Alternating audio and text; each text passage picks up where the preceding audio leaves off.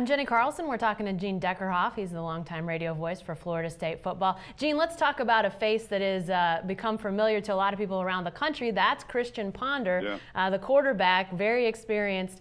Talk about what you saw to him on Saturday, and he's being talked about as a Heisman candidate. How good is this kid? Well, CP74Heisman.com is the website, and they put the stats up there every day. And it's not just stats and video of his action on the football field. Here's a kid. It's a 3-year. He's not a kid anymore. He's a 3-year starter.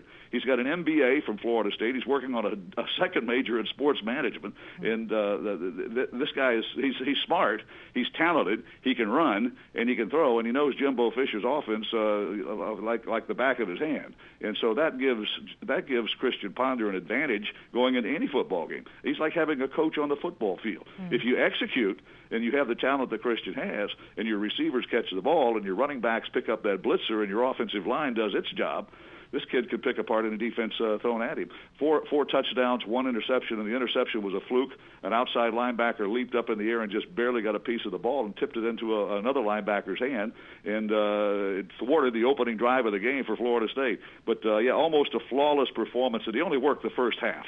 You mentioned those weapons, and wide receivers I think will be on the mind of a lot of Oklahoma fans after the Oklahoma secondary had some trouble against Utah State's receivers. Talk about those guys that Ponder throws to, some of those receivers that we'll see on Saturday. Well, Burt Reed got in the coach's doghouse. He was the most experienced returning receiver going into the football game, and 2 days before kickoff, Jimbo Fisher moved him from second team to first team, and I think it really paid off. Burt Reed had a heck of a game, scored a touchdown, something he did not do last year. Remarkable. A kid with all the talent that he has, scored 2 rushing touchdowns, but did not catch a receiving touchdown, so it was good to get off the snide catching that touchdown. Taiwan Easterling is a kid that probably should have played football in spring, but instead played baseball, a 2-sport player, and he has just been outstanding in preseason practice. So even without the spring, he moved to the head of the class, and he is the number 1 receiver on the team going into the week at Oklahoma. So you got Easterling and Reed are the 2, and these are the Smurfs, I'd call them. The other guys, Halstead and Smith, they're 6'5", 6'6",